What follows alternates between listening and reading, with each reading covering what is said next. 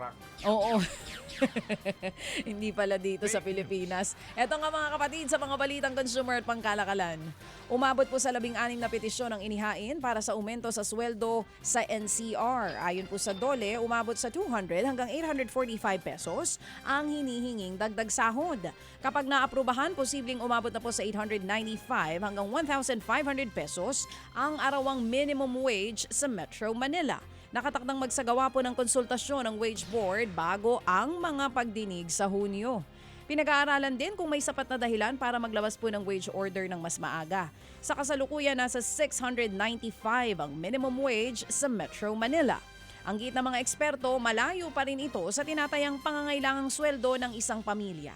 Ayon naman sa Department of Labor and Employment o DOLE, posibleng maibigay ang hinihinging aumento sa sweldo pero depende sa magiging usapan ng Wage Board. May katwiran din po naman sila at kami naman po ay alam din natin ang nangyayari. Ayun nga po, ipo-consider pa rin natin yung pagtaas na po ng mga presyo ng bilihin at ng all prices po. Yan nga po ang tinig ni DOLE NCR Regional Director, Attorney Sara Buena Mirasol. Samantala, posibleng umabot sa 8% ang inflation sa huling bahagi ng taon. Ayon sa HSBC, mangyayari ito kung magpapatuloy po ang sigalot sa gitnang silangan hanggang sa Hunyo o kaya'y Hulyo. Hindi lang langis kundi pagkain ang inaasahang magtutulak ng pagtaas ng presyo. Maaring maapektuhan ang supply ng abono dahil po sa problema sa Strait of Hormuz. Ang babala ng mga eksperto, posibleng mahinaan ang paggasta ng mga pamilya dahil sa pagtitipid.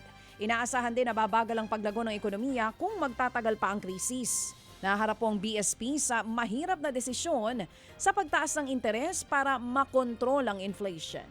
Inirerekomenda naman ang mga hakbang sa pagkain katulad po ng murang bigas para mapigil nga ang pagtaas ng presyo. Sa iba pang balita, inaasahan ng European Union ang pagdagdag ng investment sa bansa. Mangyayari po ito kapag natapos ang free trade agreement ng EU at ng Pilipinas. Sa kasalukuyan, mas mababa pong investment ng Europa sa bansa kumpara sa ibang ASEAN countries.